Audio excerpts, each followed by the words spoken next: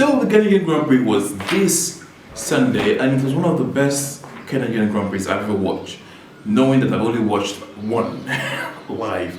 The reason why is because I'm always busy during Canadian Grand Prix, but this time I actually had the time on Sunday to actually watch a video, actually watch the race already. So let's go on what happened this Sunday. So we start from the top three. We had Verstappen in P1, and so P2 and Lewis Hamilton in P3. It was literally a very, very competitive podium for P2. It was a race for P2.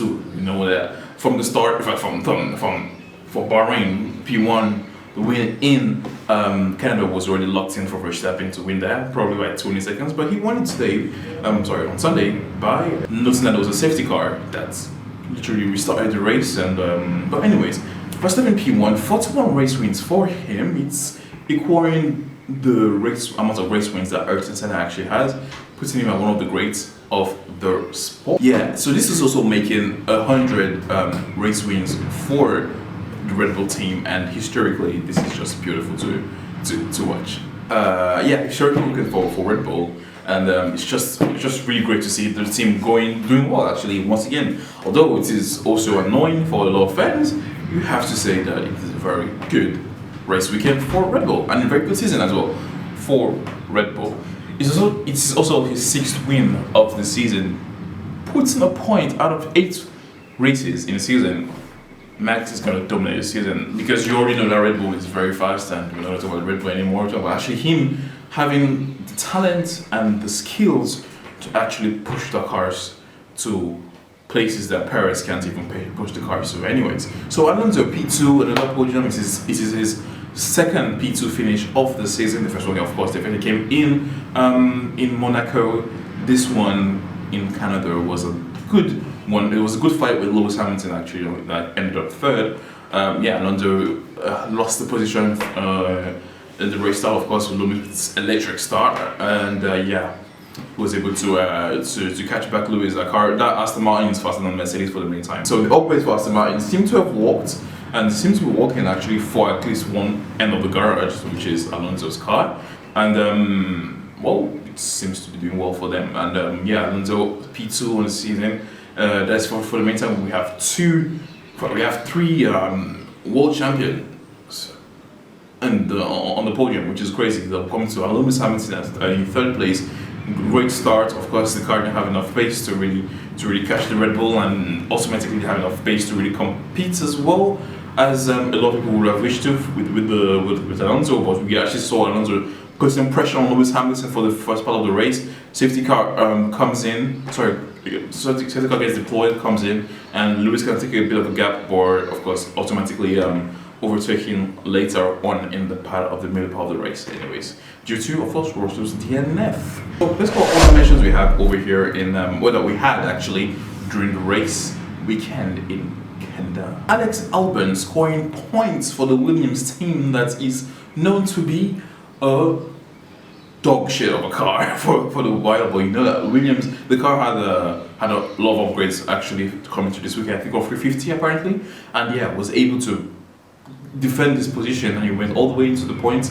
A very bold strategy call, a lot of laps on the hard tires, and defended them against Ocon and the rest of the field towards the latter part of the race. So really good points for the team, for Williams. And very great drive from Alex Albon. He also got drive out today, so that's good. We have Logan Sargent on the other side of the garage. DNFs, I think in lap 2 or 3 or 4 roughly of the race. The car being had a mechanical failure. So unfortunately for him, he's not really having the chance to really prove his worth. But I think he has a lot to prove, and he's actually a very good driver. You can see he's a good driver, but he's still a rookie, so he has a lot to prove. And for the meantime, all he should think of is to remove the pressure from his head and perform like he should be doing. George Russell, 2nd DNF of the season and 2nd DNF for Mercedes. Unfortunately, George was trying to push to catch up to Alonso, and he crashed, causing the safety car, the full core safety car, to come out. And he actually had a good strategy after the pit stop, and he was in the points, but they automatically the car could not continue. Car says no, and did for George Russell. So the AlphaTauri boys, each weekend, no points for the team, unfortunately. So they did all they could, nothing to write home for the AlphaTauri boys.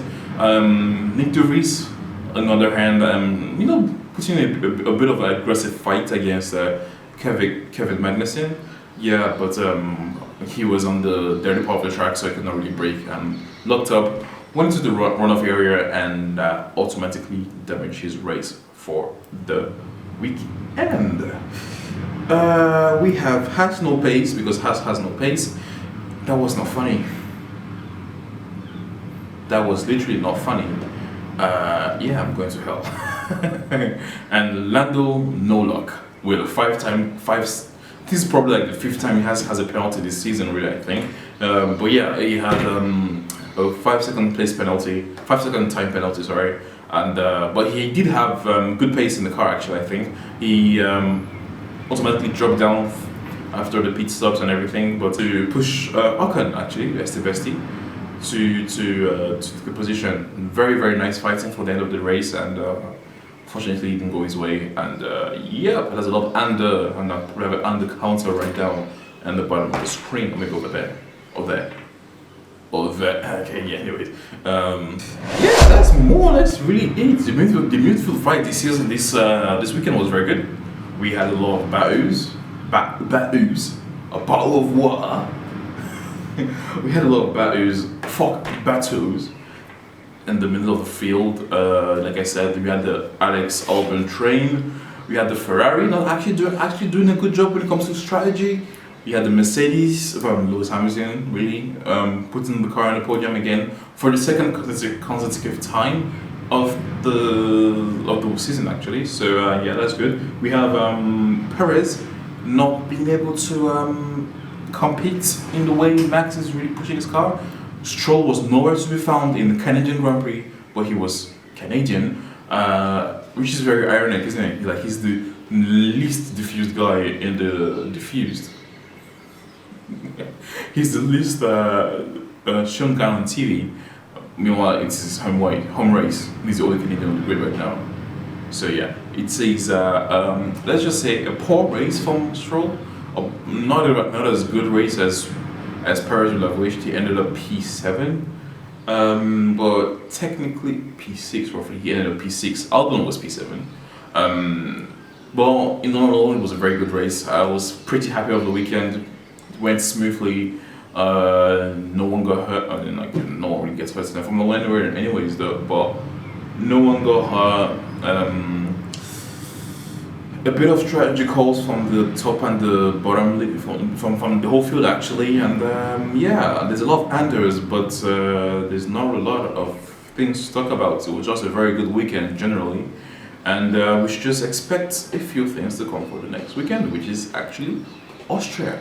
So yeah, Austria is a straight like a straight line speed Monza-esque type of circuit where you do need downforce, but you need more straight line speed than any other thing in as well. I think Red Bull. I know Red Bull would win this race. Probably a 1-2, probably not. Aston Martin seems to be good as well. Ferrari seems to be very good in straight line, so it'd be good. I think Mercedes will be the 4th fastest team. But this is the second time I'm saying this in a row, and Mercedes have stick on the podium in a row. So maybe make a podium again. So 4th fastest team for Mercedes, I think. The car doesn't seem to be really there when it comes to top line speed. Alpine 5th place, like they always are, unfortunately. Anyways, so yeah, I think that's how the grid is gonna go. My predictions is Max Verstappen, Sergio Perez, and Alonso, because that's the easiest thing to predict and is the less risky. But if I was going to go risky, I'll say, you know what, Lewis Hamilton wins the race, George Russell finishes 2nd, and Fernando Alonso finishes 3rd. It is going to be a Red Bull crash into Red Bull because of Perez having too much pressure from defending the championship against Max Verstappen. He's not defending anything really, apart from his seat from Red Bull. So we have that one covered. Anyways, guys, if you enjoyed that video, you know what to do. Smash that like button, and comment if you like. whatever I just said. Probably rubbish, but yeah, it is what it is. Yeah.